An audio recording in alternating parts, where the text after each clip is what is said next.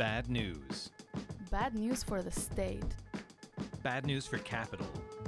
Bad news for patriarchy. Bad news for all forms of domination. Bad news. Angry voices from around the world.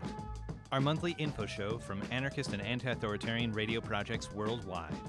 If these news are bad, I don't want to be good. Hello everybody. You are listening to the 5th edition of Bad News. There are a lot of very interesting contributions this time. So I'll try to do a short introduction of the different topics in the beginning.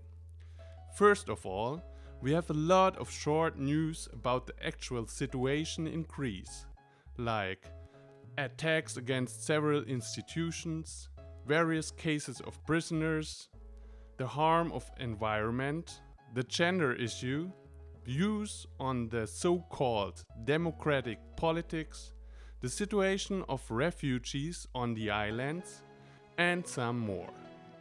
We'll have them in 2 blocks, one in the beginning and another one in the middle. Furthermore, we'll have 2 bigger pieces. A collage about the Libertarian Days in Dresden, Germany, and an interview with the relative of a prisoner and former member of the Black Panther Party.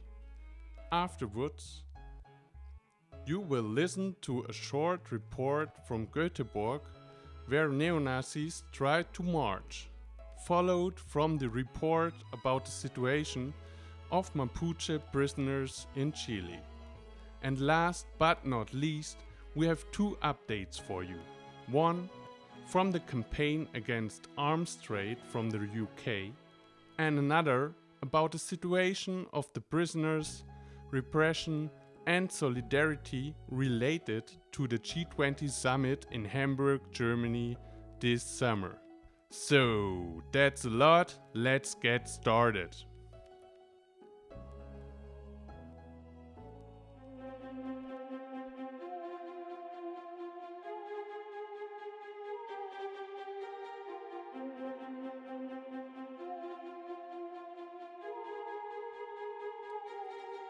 Hey, what you think this is? Who you think you are? Who me? My name is Allah, and I'm a motherfucking outlaw, a outlaw. I'm a outlaw, a motherfucking outlaw. I drew the line in the sand. You better know where you stand. If you pumping with a strong heart, come on, tear this shit apart. I'm in the midst of my prime, Robin Hood with my crimes, making sure we staying healthy at every mealtime. Hey, you could be my lookout if you got some spine. Don't be making this music just cause I can rhyme. I stay making this music to neutralize the messages that be telling you to die. You're killing yourself. No, you're killing me with you. When you're killing yourself, no, you're killing me with you. Yo, I'ma try for a minute to get these words out. Talking for no reason, ain't what I'm about. So any speech you hear from me has got a deeper meaning. Not a college student, but I still be dreaming. Don't seem to but I still be leaning. Love to see the sellouts, bitch, and squirm. Be dodging my knowledge like it was germs. Cause truth is a crucial part of it all. So we take it back every last time part to try to act like the doubt, but I can spot an imposter. From a mile away, step to me, that's what I hear my mama say. Do not te dejes, mija. That's how I was raised. Do not te calles, mija. Bad news of radio zones of subversive expression. Left-wing government shows off its power. In the context of youth repression, the leftish, quote-unquote, EU-supporting government made the decision and imposed the presence of cops in schools for reasons of safety with various imaginative excuses. This decision could not have been made and opposed by fascists/neoliberals of opposition parties because of the mass reaction that it would have caused. The majority of people are not reacting since they are frozen by the government's actions. Of course, the leftish government didn't just suddenly start caring about the safety of the youth. If they really did, youth wouldn't have to face riot police and get beaten up on every possible occasion.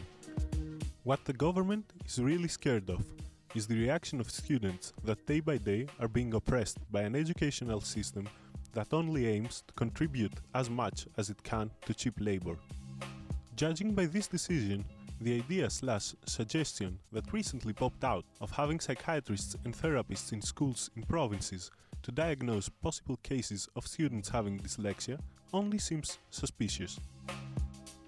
We wouldn't really be surprised if private therapy institutions aimed at students with learning disorders, which are being owned by some of the researchers contributing to this proposal, started making lots of money. Attack at the French Institute of Athens. The following text was published in Athens in the media after an attack with paints to the French Institute of Athens, a day before the visit of Macron in Greece. The visit of Macron is accompanied, or rather accompanies, at least 40 managers of large French companies in order to buy public goods such as water and transport in the name of development and should not be left unanswered. The president, a commercial agent who has come to sneak as much as he can, is the one who has just been elected, hastened to dissolve labor rights in his country, condemning the French workers to poverty and insecurity in the name of development. He is the one who re-energizes the imperialist intervention and aspirations of France in the Middle East and beyond, participating in bombings. He is the same who does not hesitate, in the name of geostrategic policy, to equip the ISIS murderers and to launch them against the peoples of the region. He is unwelcome, him and his friends, against the sordid sell-off prepared by the syriza government, against the imperialist interventions of Macron and his allies. Victory to the people's guns, war to the imperialists' war.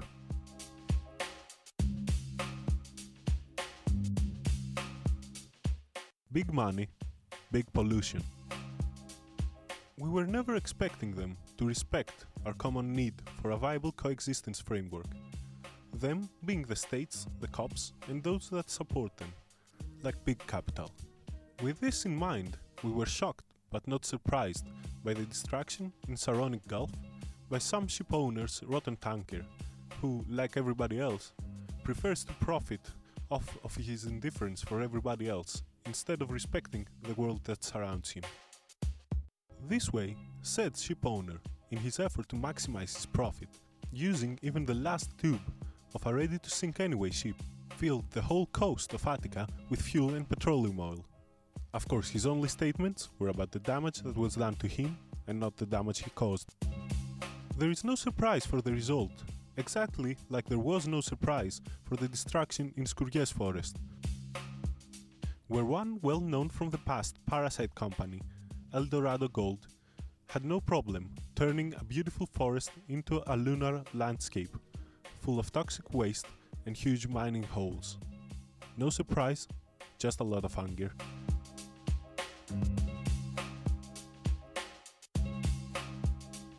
New Gender Change Bill. A gender change bill was proposed to Parliament, making the change of gender shown on the person's national ID papers possible by the age of 15 without a surgery procedure or a psychiatric evaluation being necessary. A wide range of negative reactions were expressed. The Communist and the Fascist parties declared a negative vote, and the Greek Orthodox Church has also started a war against these ideas. Namely, the Bishop of Piraeus stated that deputies that voted for that bill will not be set foot in a church again. The Greek mass media and the Greek society struggle to take a stand, given that gender politics is a relatively new concept here. The new bill will be set to vote on the 9th and 10th of October. 15 years of prison for self-defense. Quite away from the parliamentary affairs, life paths are determined by the same gender values. A 22-year-old woman was condemned by the Greek justice system to 15 years and 4 months of prison.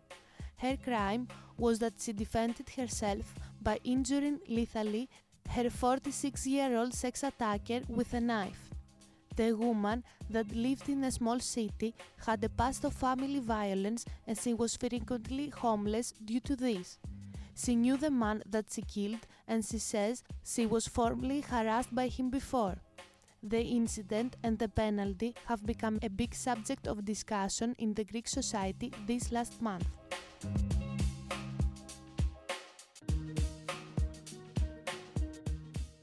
Attack at Goethe Institute of Athens. The afternoon of Friday, 8th of September, an attack took place in the Goethe Institute of Athens as a sign of solidarity with the links unten in the media. The action was part of the Day of International Mobilization on Saturday, 9th of September. A group of comrades opened a banner in front of the entrance of the institute saying, "German state is oppressing radical voices. Solidarity with links unten in the media." Immediately, the security of the building lowered the entrance roll where slogans were written in Greek.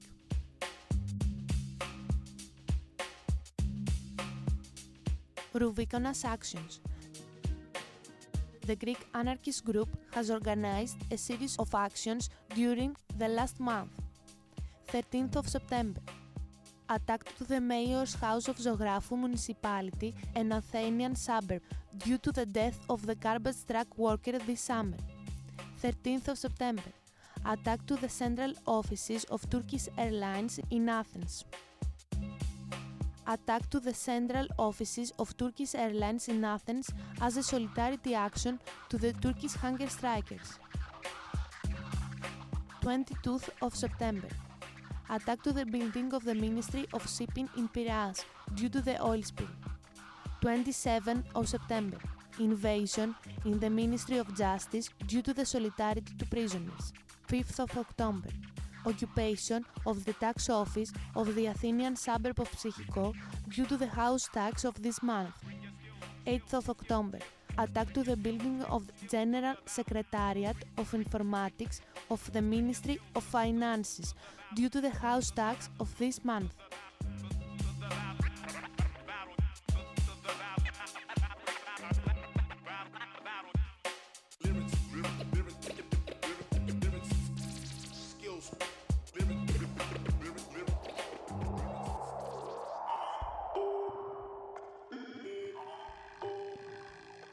Sagen Sie jetzt mal bitte A. Anarchie. Anarchie. Anarchia. Ob geschichtlich oder brandaktuell, Mit Berichten und Interviews, mit Beiträgen und Collagen. Beleuchtet das anarchistische Radio Berlin das Phänomen des Anarchismus. Viva la anarquía!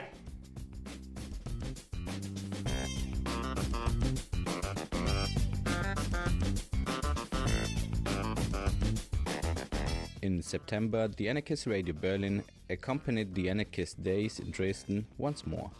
With the following audio, we want to introduce you to a week full of events, information and food. The collage is based on an interview with one of the organizers, as well as on the impressions of visitors of this very nice event.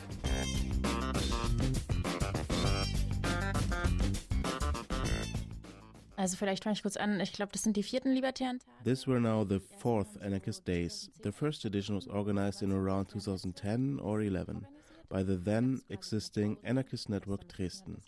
After the network's dissolution, the event stopped for some years. Last year was the first time since then, now the second. The basic concept is to showcase anarchist and anti-authoritarian ideas by different kinds of events and topical focuses. And to do this bundled in a single week to reach a broad public. Einfach ein bisschen mehr Öffentlichkeit und Aufmerksamkeit zu erreichen. Hallo, ich habe versucht, einen Workshop Verstehen zu geben. Hi, I tried to give a workshop into the topic of understanding, focusing into the question of how misunderstandings happen in communication in general, but also in interpersonal relations, how you can discover them, what you can do to overcome them. Thereby we talked about the different levels of communication and also the emotional burden that needs to be taken in consideration. In the end, we also try to apply this to recent topics. Ein bisschen auf aktuellere Probleme dabei mit einzugehen. Also was zum einen für uns An important topic for us that we tackled in a series of workshops were the upcoming federal elections. That's also the reason why the slogan of this year's Anarchist Days was "We choose anarchy." There were several presentations and workshops on the critique of democracy, of parliamentarism, but also the search for our own perspectives and how we can organize in solidarity with each other as an alternative to this parliamentary system. Präsentationssystem. Hallo, ich war auch heute zum... Hi, I was here today at the baby cloth fair and also at the free book market. And it was really nice to see that there are still motivated and political more or less active people that have good spirits. Still exists. In Dresden. In Dresden. Also was, glaube ich, ziemlich cool war, wie dieses Jahr einen Wheelchair-Skating-Workshop. Something really cool this year was the wheelchair skating workshop. People with or without wheelchair could participate.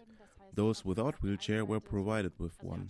The organizers tried to provide an empowering of those in a wheelchair, to show the potential besides more common games and because skating is really cool. Halt bisher so machen, ne, die halt alles so gibt, wie alle Leute das so machen, halt Skaten einfach ein bisschen cool ist.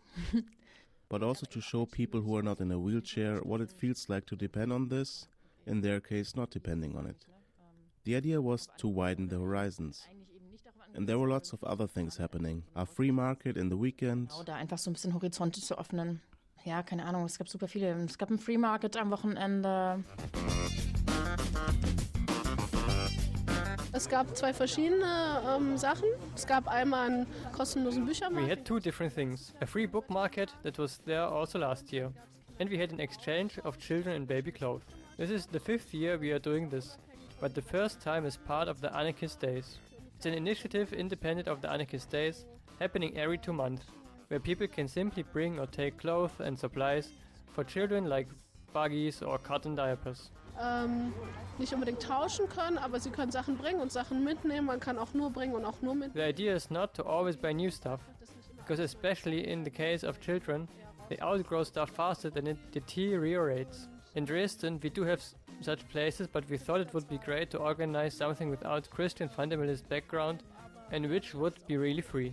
We are for the first time in this neighborhood, and it has been received very well.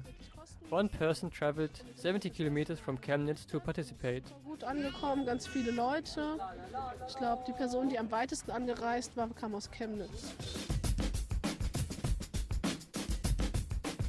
Genau, es gab einfach jeden Abend, gab's Essen. Every evening we had food, because the idea was to have all the events of the day in the same location. Und Leute dann auch, es wurde halt gekocht.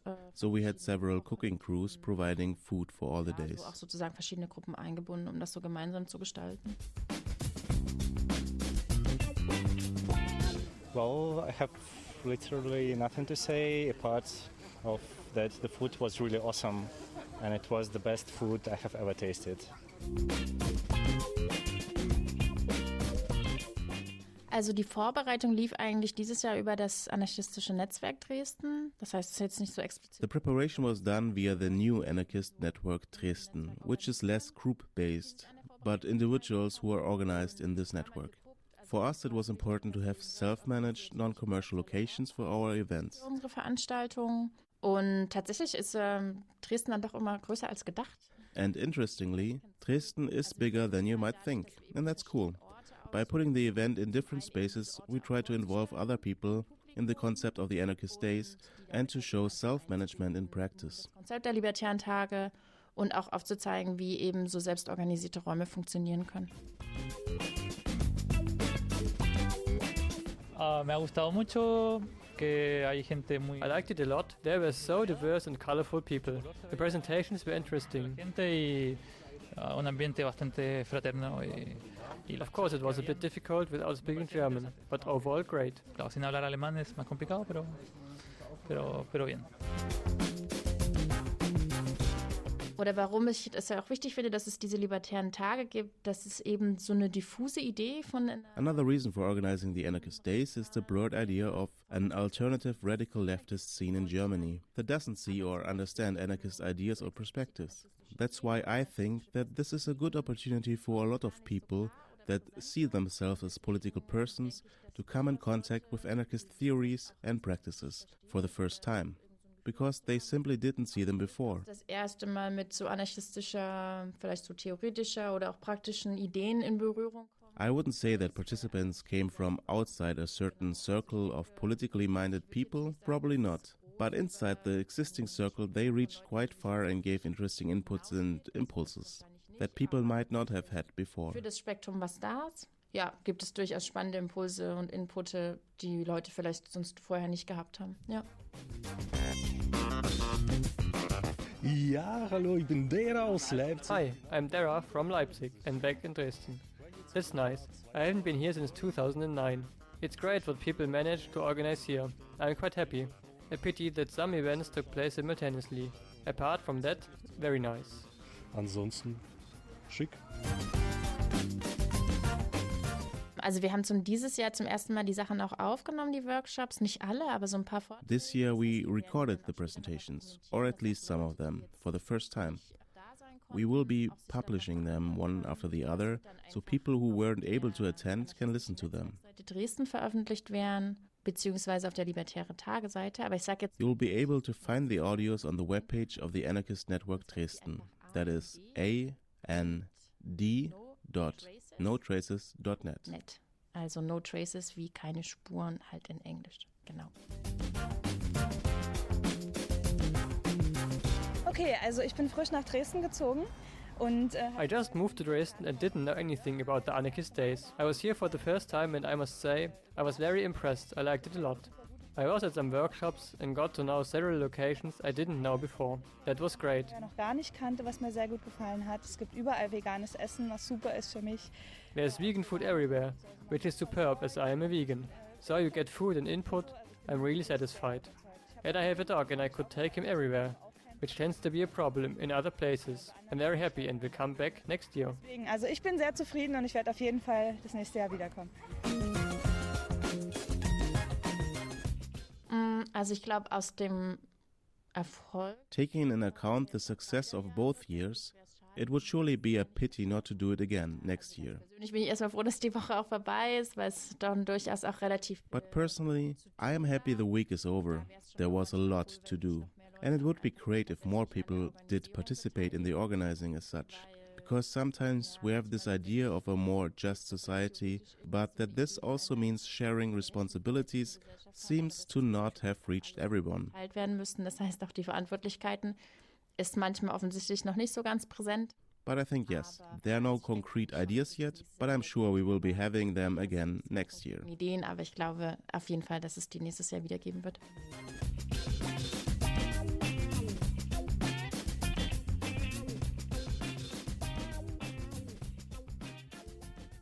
If you would like to listen to more audios and news from A Radio Berlin, you can visit our website, aradio.blogsport.de. And check us out on Twitter at @aradio_Berlin.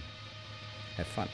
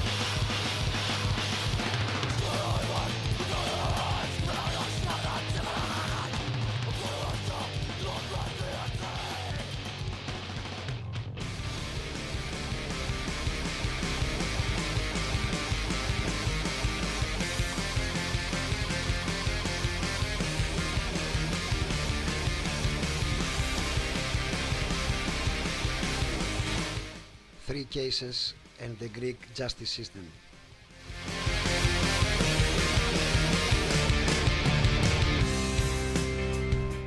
The case of Marios Zervas, On 11th of March of 2010, a day of general strike against the measures of the first memorandum, during the demonstration in Athens, the police made a total of 11 arrests of the protesters. Among the 11 arrested, a 28-year-old swimming instructor named Mario Zervas, charged with an absurd accusation by the police, who arrested him despite the dozens of testimonies and photographs proving his innocence, was jailed for 40 days in Kordalos prison in Athens. His release came from the pressure and protests and the solidarity movement developing nationwide.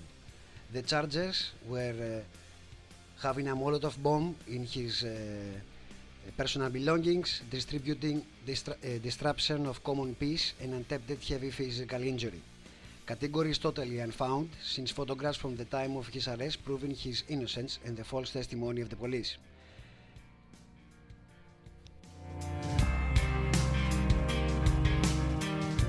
This was another case among others in Greece. Finally, after 7.5 years of being a hostage of the system and the accusations of the police, it has a new trial on 26th of September. The trial of Mario Zervas was unanimously declared innocent of all the accusations against him. Not only blind, but also crazy is the alleged justice system in the bourgeois democracy we enjoy here in Greece.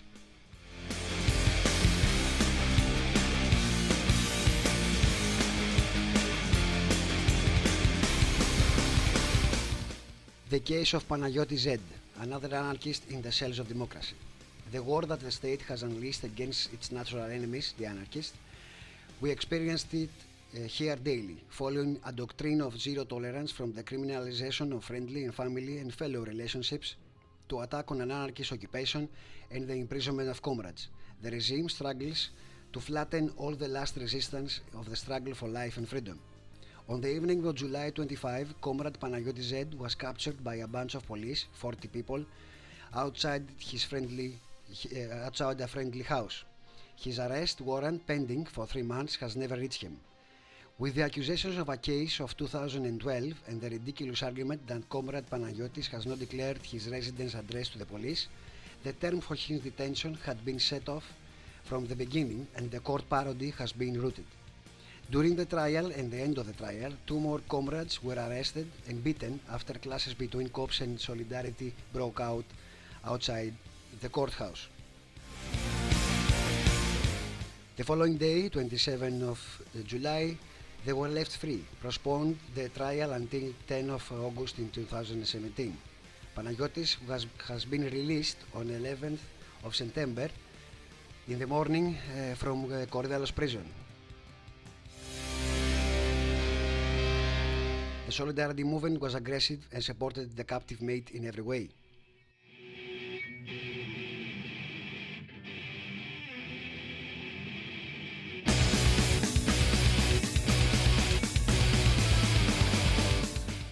The case of the 20-year-old girl who has been attacked by a rapist.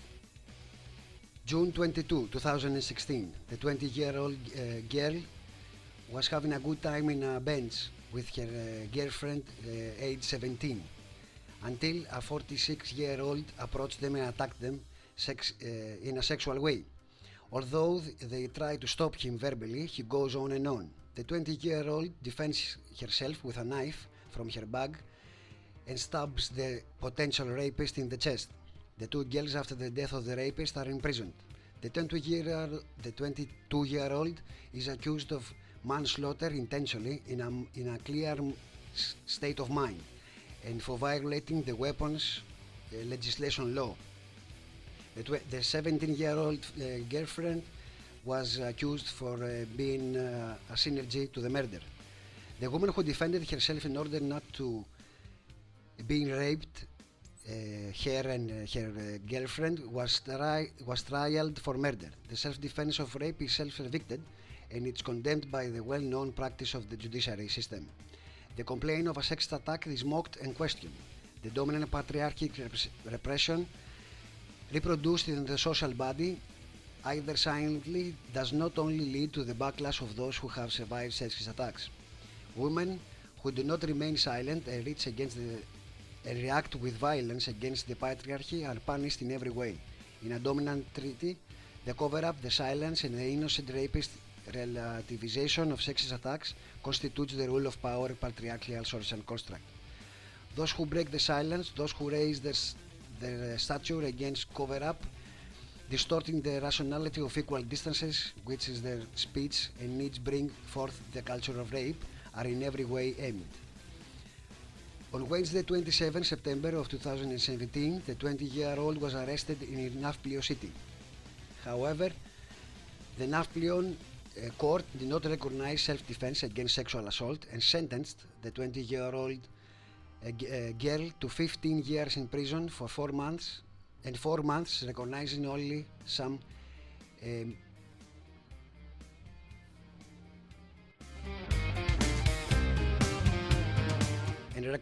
previous good behavior.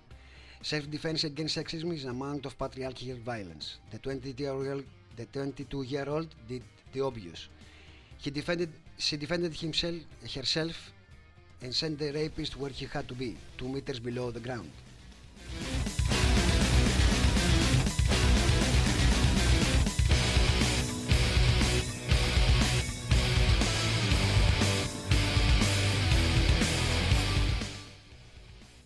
You listen some news from Greece from Radio Fragmata here in Athens. This is for bad news.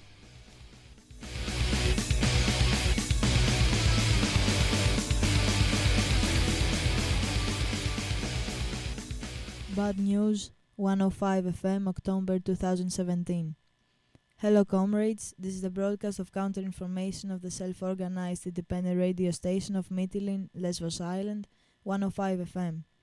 We will inform you about local news from Lesvos and other Aegean islands that occurred during the months of September to October.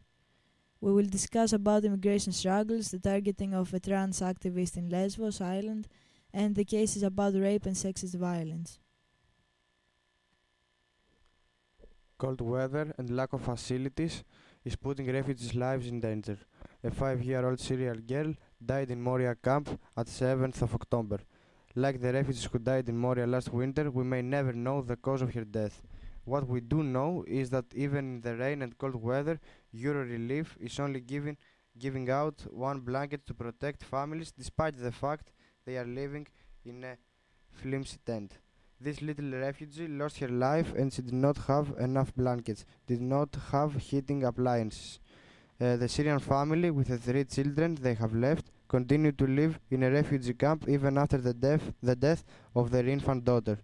The United Nations is a disgrace. The Greek government and police should be ashamed, and shame on Eurorelief for denying blankets to a sick 5-year-old girl and failing to provide blankets and heating equipment to refugees.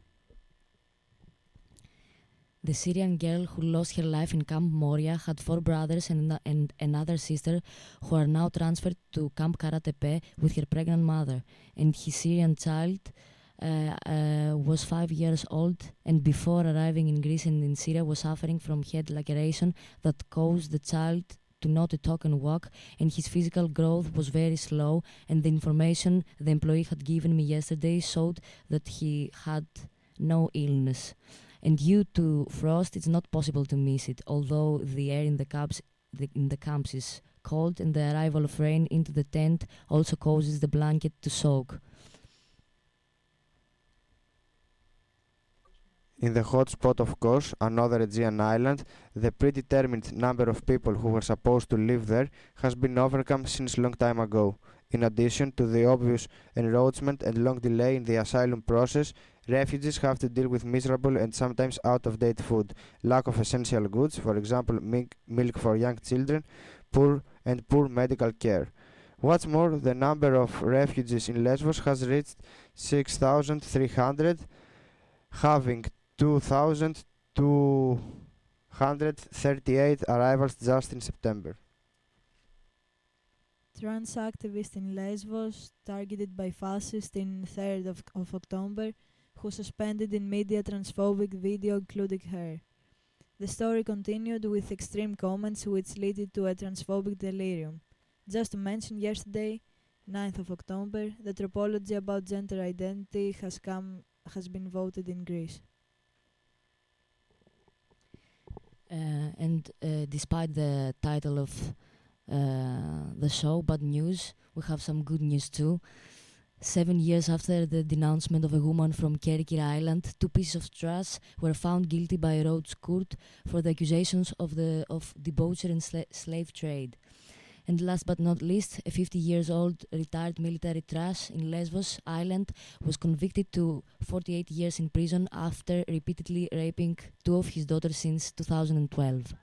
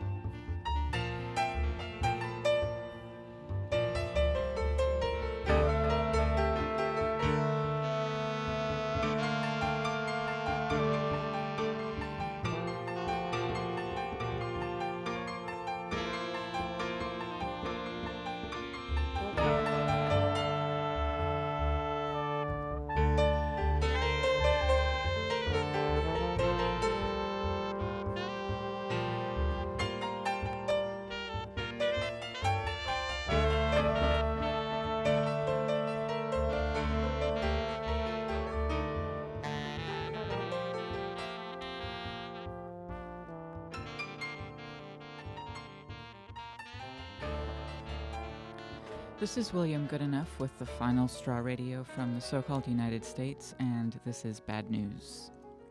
This month, many things have happened in our so-called country. White supremacists and neo-Nazis continue to scramble for space, government and the state colludes with Nazis to maintain business as usual, and the border becomes ever increasingly militarized, and prisons an ever-constant reminder of modern-day slavery. We wanted to focus on the case of Herman Bell this month, who is a beloved organizer and family member, a political prisoner clocking 44 years behind bars, and former member of the Black Panther Party. We spoke to his daughter-in-law, Kiana Ross, about recent developments in his case. My name is Kiana Mariah Ross, and I am Herman Bell's daughter-in-law. And currently, I am a postdoctoral fellow at UT Austin in the Black Studies Department. In talking about Herman, I like to take it back a little bit, just because I think it's really important to understand how he grew up, so to speak, to understand his trajectory. His folks were sharecroppers. What that means is, at the end of slavery, the formal end of slavery, there developed this system known as sharecropping, which was very similar to slavery and definitely maintained the same relationship between owner of land and quote unquote worker at this point, and previously master and slave. And so I think that this is the beginning of him seeing firsthand a very racialized injustice, and kind of seeing this economic terror that white landowners were inflicting on his own family and Black folks more generally. In terms of his politics, that's the beginning of things, so to speak. Later in life, he becomes part of the Black Panther Party, and that's really stems from this very deep love that Herman has always had for Black people. And I think that he believed that the Panthers were about that love and actualizing that in various programs. So that love, and also I think wanting justice for Black people. In 1973, he's apprehended and illegally extradited to New York, and he's been behind bars ever since. He's accused of killing 2 New York cops. He pled not guilty. There were no witnesses. They weren't able to reach a verdict in the first trial, and through a variety of illegal means like torture, coercion, Herman and his 2 co-defendants were convicted at the second trial. He has granddaughters who are now teenagers, who have never known him outside of prison. From first meeting when they were, toddlers, to visiting now as teenagers, that is the only relationship that they are allowed to cultivate with him. And doesn't mean that no relationship can be cultivated. It just means that you have to live every day with the understanding that you have a family member who you may never get to spend time with in the way that people normally spend time with their families. This country imprisons people in a really unbelievable way. And so you have a situation where, not to veer too much from Herman's case, but you do have situations where in this country, people, are behind bars for life, for example, for drug-related offenses. I just want to point out that this is definitely a part of the issue of mass incarceration in this country, and the way that everything becomes over-criminalized and hyper-criminalized in the current system. So on September 5th, Herman was on the phone with Nancy, his wife, and they were both looking forward to an upcoming family visit. They hadn't had a family visit in 2.5 years. And for folks who might not know, what a family visit means is that some prisoners, Herman being one of them, given his exceptional record, are allowed to have 2 to 3 day visits with family members where you get to kind of pretend like a regular family, so to speak, for a couple days. You get a separate living quarters, you can watch TV together and take a walk. And so it's a really special time. So they were on the phone. And from Nancy's perspective, all she hears is Herman say, "I gotta go," and the phone hangs up. According to Herman, a few fights broke out in the yard. Guards come and tell him to hang up the phone and put his hands behind his back. And then they escort him through the mess hall where there's no one else and there's no cameras.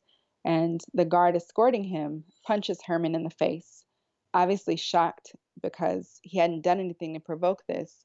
Herman's kind of taken off guard, so to speak.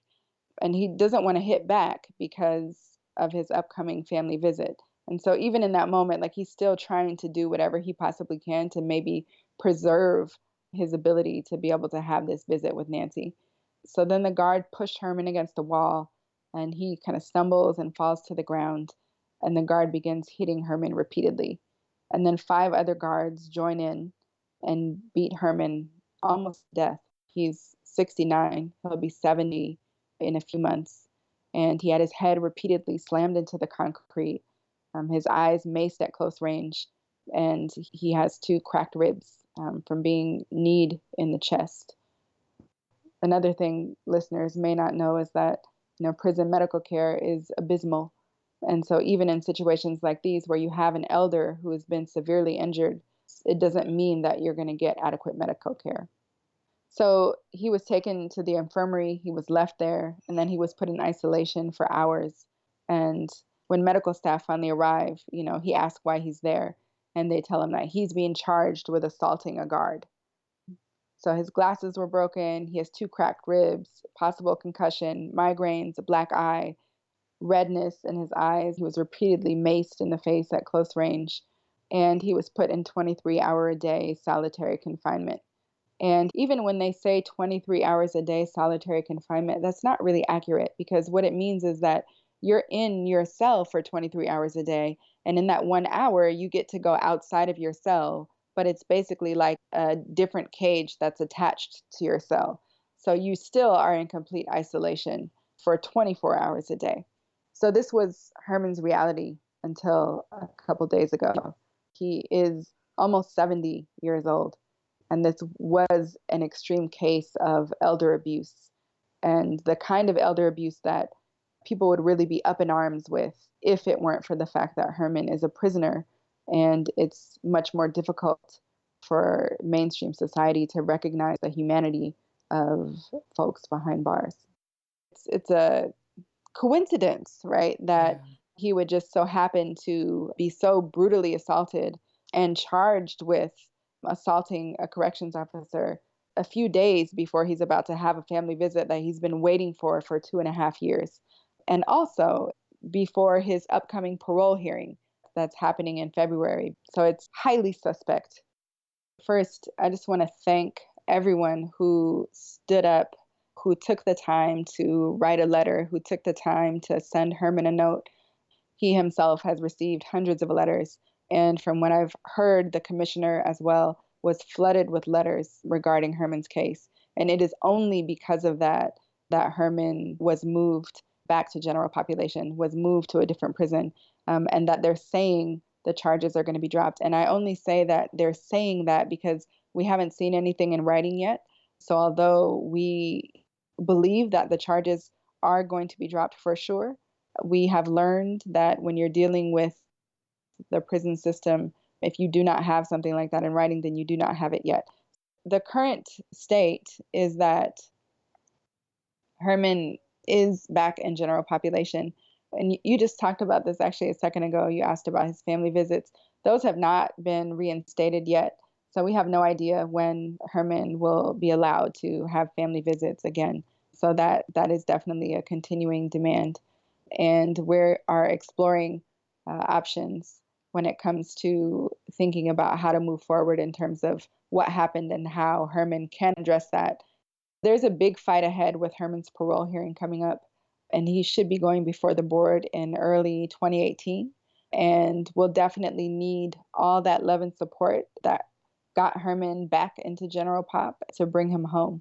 So as we get more information, we'll ensure that, the website is updated and that the call to action, so to speak, is updated there as well.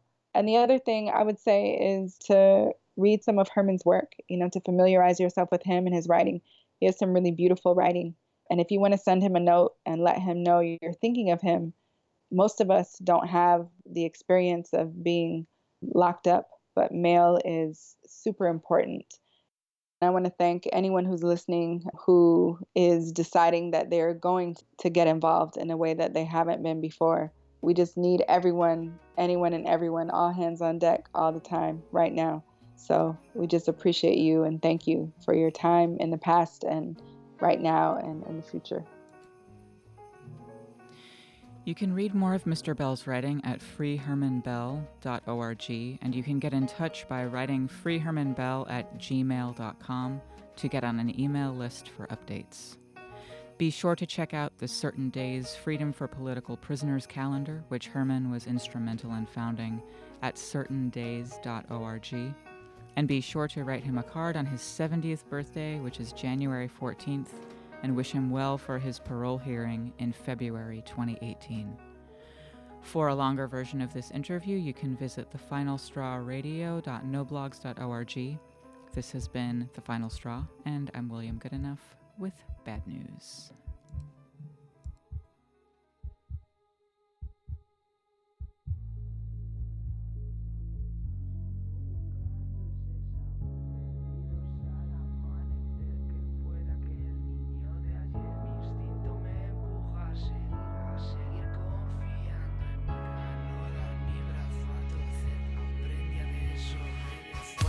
Cuesta volar en mi nube, yo pongo el precio y cada día sube. Tantas carreras para encontrarme, fuera correas estaba a mi alcance. Sigo buscando, ojos brillantes, sigo en mis 13, tiro pa'lante. Nada para siempre, dijeron mis frases, hoy es diferente, no es como antes. Mantengo el filo en este juego, tiro los dados, no existe tablero. El resultado ya lo veremos, sonido interno, hoy lo trasciendo. Hoy como tantas, a veces cuesta, si eres constante habrá recompensa. Ensangrentadas agarro la cuerda, no voy a soltarla, va, sube tu apuesta. Trato de serme fiel a mí mismo, contracorriente en un mar de cinismo. Que las vertientes no me salpiquen, busco en el fondo sueños que agiten. Todos opinan, pocos aciertan, ¿será que hablamos más de la cuenta?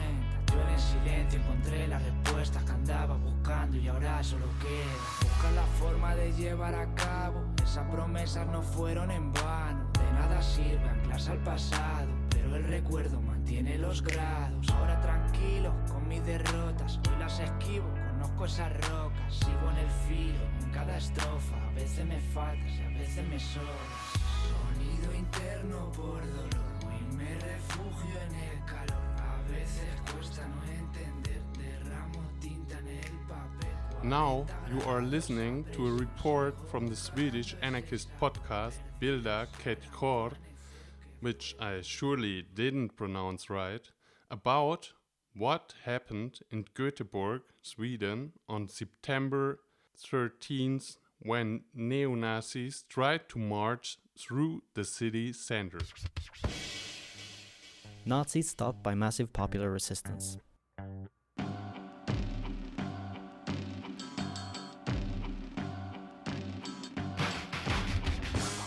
The Nordic Resistance Movement is Scandinavia's most outspoken Nazi organization. On Saturday, September 30th, they rallied in an attempt to gather, quote, the biggest Nazi demonstration in Sweden since World War II, unquote.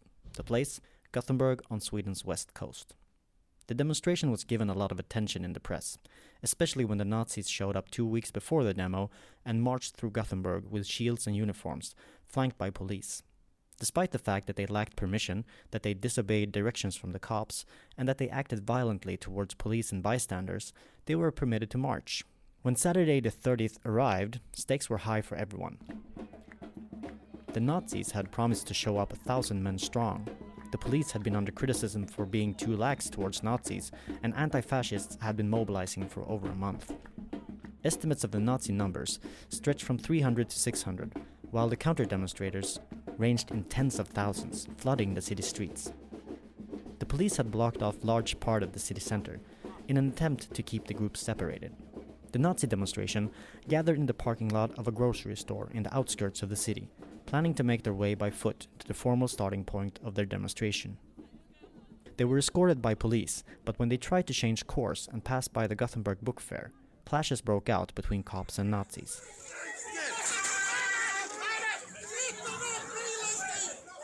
Just blocks away, tens of thousands of counter-protesters gathered, chanting slogans and making it impossible for the police to allow the Nazis any other route than the one planned. The Nazis were pushed back by police and kettled by another grocery store parking lot.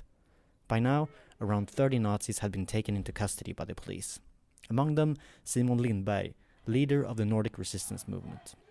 Counter-protesters gathered at the site, surrounding the trapped Nazi demonstrations, chanting slogans and throwing fireworks. When police pushed back the anti-fascists, some clashes broke out.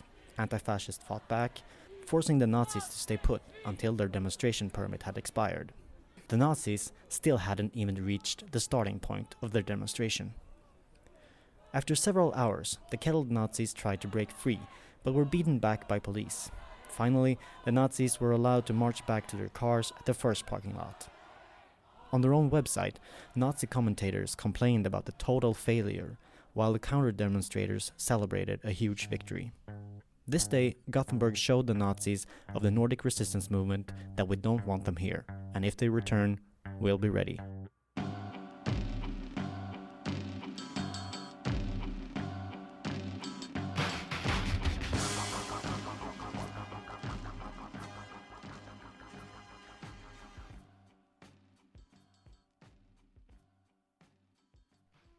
Hello comrades, this is the Radio Kurruf report about the situation of Mapuche political prisoners.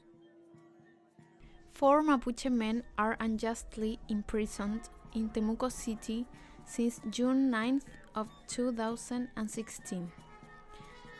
They were accused of setting a church on fire with only one piece of evidence against them.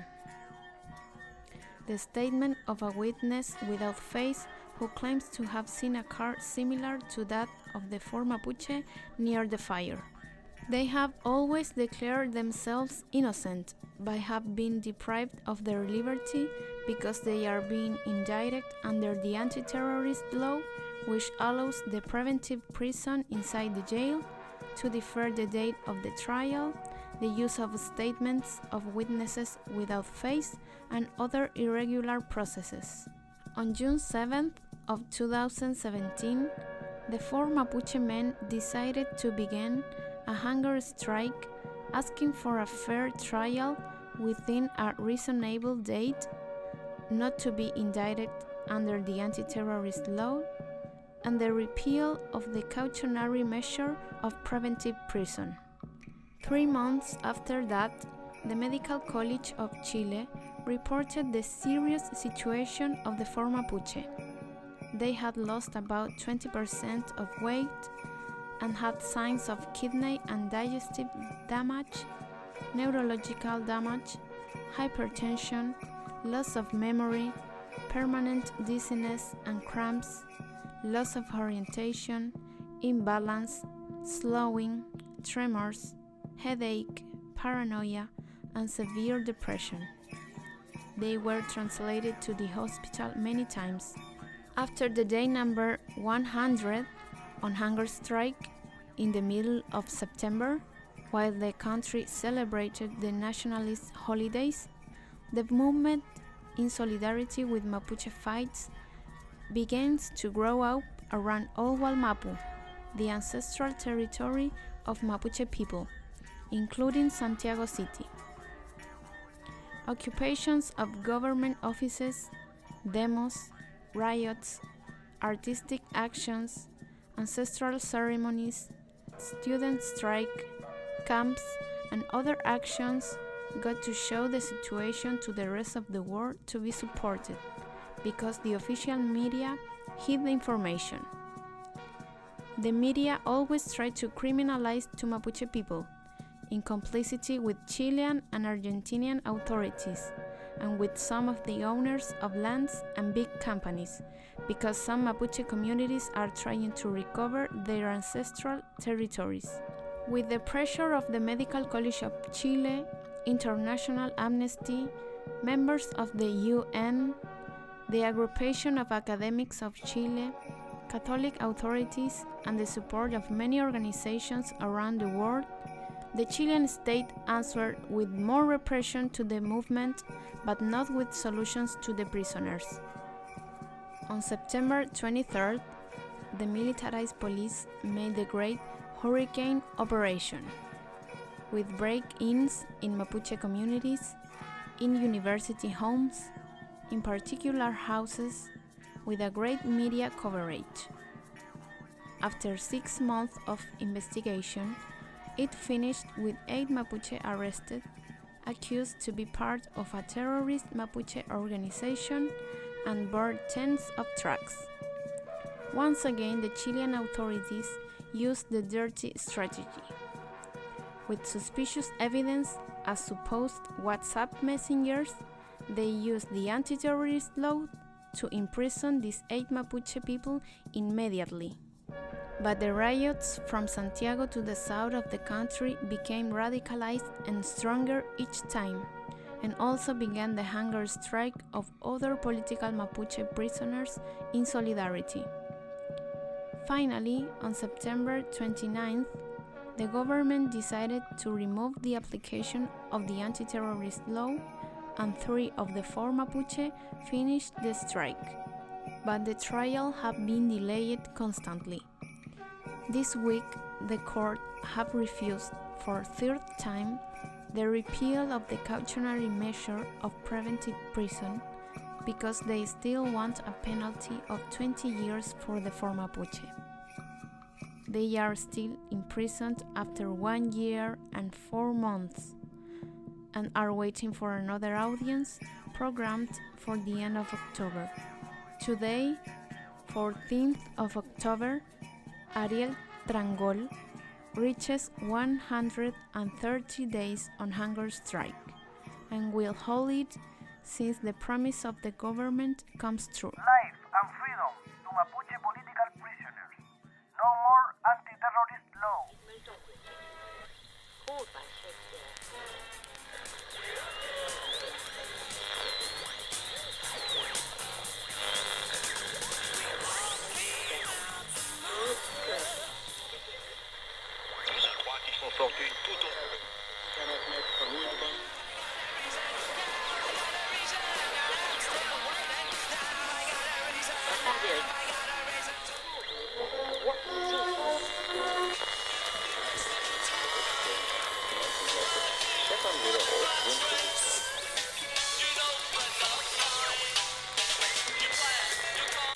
From Red London, this is Distant Island.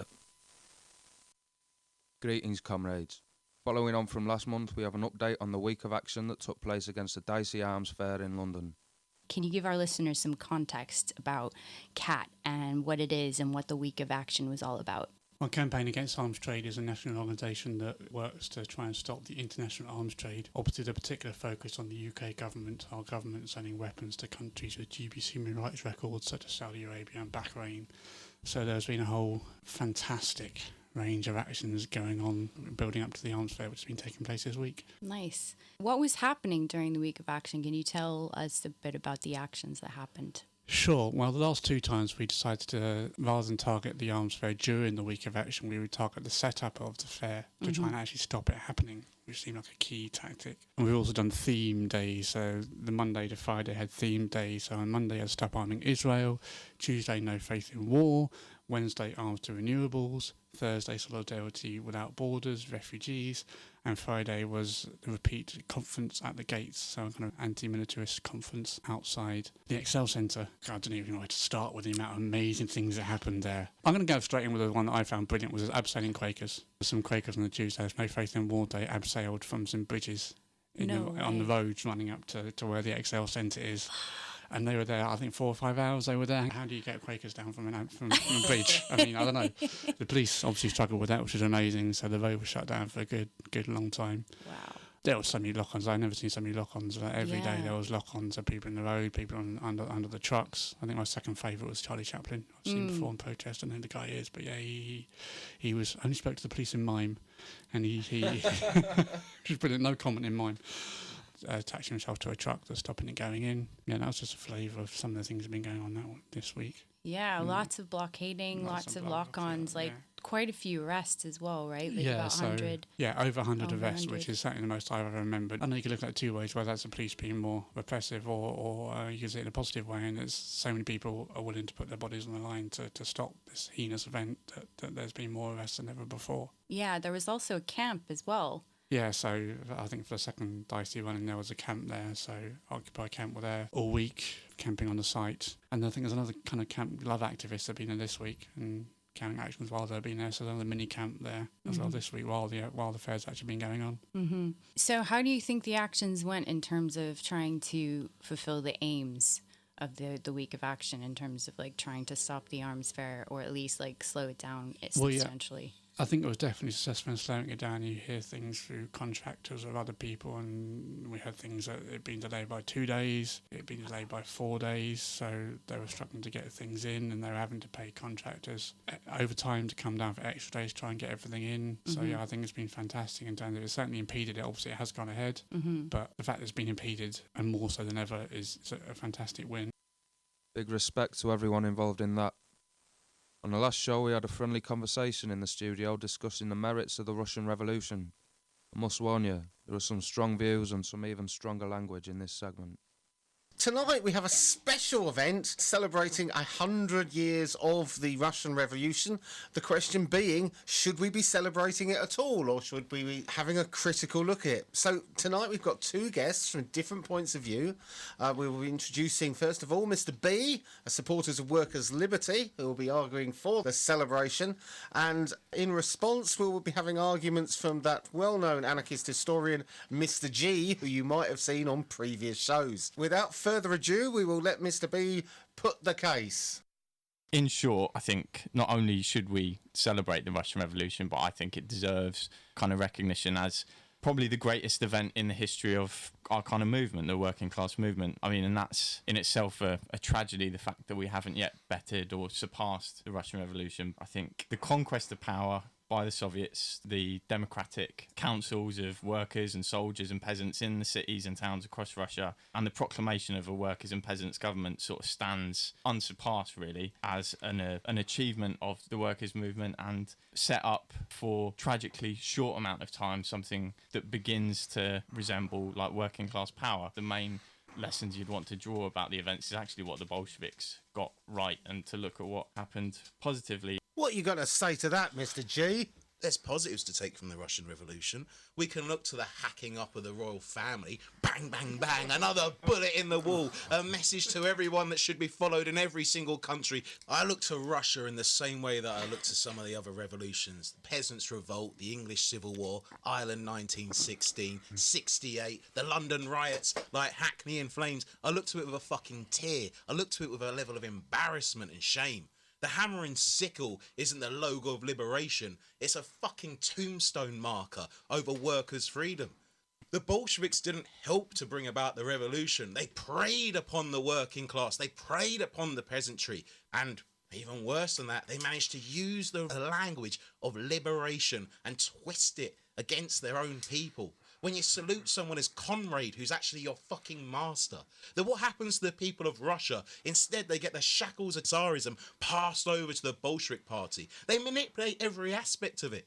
All power to the Soviets is crushed into all power to the Bolsheviks. There's one thing that we should remember from the Russian Revolution. Do not trust the fucking left. So when we talk about the dictatorship of the proletariat, that's firstly an acknowledgement that what we live in under kind of normal capitalist circumstances is the dictatorship of another class. They're the ones with the guns. They're the ones, or in the instance of Russia, there's very little democratic pleasantry surrounding Tsarist absolutism. It was a dictatorship, even in the sense that a BBC journalist now would recognise. But we want to replace that situation where it's our class that's got the monopoly of violence in society and is able to. It's the last chance that you guys had the chance to have the monopoly of violence. You rounded fucking everybody up and started having them fucking put in villages to be starved to death. Part of what I'd like to clarify about this discussion, like the Trotskyist tradition I come from, is, if you like, a sort of small fragment of a body of ideas and an organisation, the kind of revolutionary history of the Russian Revolution that was basically smashed up. The ice pick heads,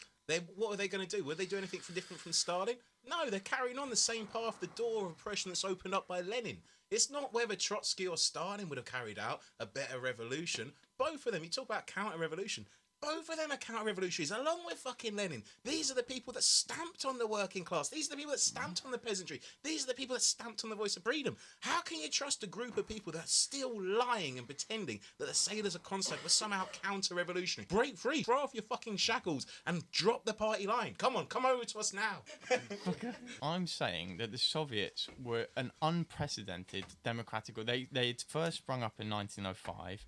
And in 1917, when Tsarism was deposed, again, you had a flowering of these organisations. By the point of October, 1/3 of the Russian population, this is a country in which only 20 million people or so live in cities. So the idea of involving people who are mostly illiterate in mass politics, an enormous democratic structure. It's the dictatorship of that. It wasn't those organisations that are in charge. It becomes the Bolshevik party that's in charge. It's not those people that are in charge. It's not the masses. It's not a third of the Russian population leading the way. It's a minority. It's a vanguard. It's a parasite on the top that takes charge. The dictatorship of the proletariat is still a dictatorship. And that's the lesson from the Russian Revolution. You don't let the parasite take over. Don't let the vanguard come through. I think it's baffling today that we find anybody that would be in a situation who's still willing to go off and wank over the embalmed body of Lenin.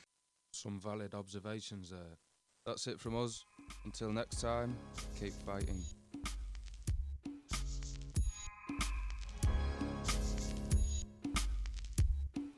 On radote, répète parce qu'on a l'impression qu'ils n'entendent pas. On a la haine de l'oppression et c'est la rage qui quitte nos pas. On brandira nos drapeaux et propagera la révolte tant qu'il le faudra. Parfois on aura mal, on en chialera et après on se relèvera. Insoumis, nos idées sont infalsifiables car écrites avec le sang des condamnés. Étouffées par l'écho de la longueur des peines purgées. Sombre comme la crasse et le visage d'un insurgé. Ça vient d'en bas et ça rêve de les faire chuter de haut. Masqué, cagoulé, m'aider, aucun SOS ne peut sauver ta peau. La haine de l'oppression, le froid de la saison, la légitimité de notre raison. L'histoire est en marche, avec ou sans voiture classe, rature grasse, 100% matière grasse. Ça sent l'oppression malsaine, les murs ont des oreilles, ceux des prisons l'arsène. Partout c'est la même, grosse barricade, on veut fuir. Okay, I'll try to give a short overview about what happened after the G20 summit since summer, with a focus on prisoners, repression and solidarity. one of the biggest strikes against the movement in Germany was against the news webpage links unten .indimedia.org. About what was reported more in detail in the last episode of Bad News as well. So that there is only to mention that in this case there is still solidarity needed and the lack of this platform is still very sensible. If you are, for example, searching for information about a topic like the repression after the G20, like I did now. At this point, I have to mention that there is one page which is nearly actual and where it's reported about all belongings of that sea in a lot of different languages. Indeed, there are not that many solidarity actions published, so maybe it could be a good thing to send them reports directly, cause, as everybody knows, it's a lot of work to collect them. So if you want to share some solidarity action or you want to inform yourself, you can have a look at United We Stand, it's written together, .blackblogs.org. Since the end of August, the court cases against protesters which were imprisoned in relation with the G20 summit are running. That means that the majority of them were, and some of them still are, imprisoned more than 2 to 3.5 months before they went to court. The majority of them are no German citizens, what also can be an indication on racial profiling. But, as we know, there are several other reasons for arrests and investigation prison as well. The accusations mostly were to carry something forbidden in the bag or throw something on the police. The hardest judgment so long was about 2 years and 7 months for throwing 2 bottles on the cops. In the majority of cases, judgment was between 1 and 2 years on probation. Sadly, there has to be said that in the most of the cases, the accused took the decision to make a plea. That means that they blamed themselves guilty in order to get a lower punishment. For sure, everybody of them had their own reason for doing that, and it is not on us to judge them as long as they didn't blame somebody else. But there is surely the need of a bigger debate about the political conduct of a case and what it means to a movement.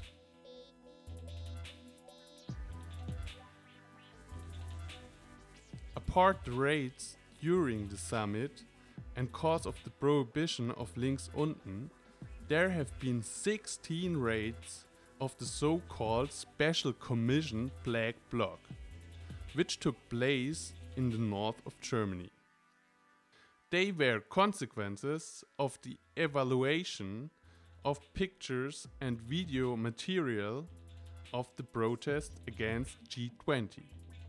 At this point, I have to mention that the investigations are still going on, and it totally makes sense to clean up at home and or get rid of some old clothes, etc. But after all that shit, luckily, I can say that there also took place a lot of solidarity actions all over the world, like the action in Athens, which was reported in the former input from 98 FM, the attack against the building of the police syndicate in Bremen, Germany, the letter from the prisoner Panagiotis, member of the conspiracy Cells of Fire from Greece, the demonstration in Genoa, Italy, and many, many more. so long with that theme and the 5th edition of Bad News. Stay tuned. The next episode will be published on the 15th of November.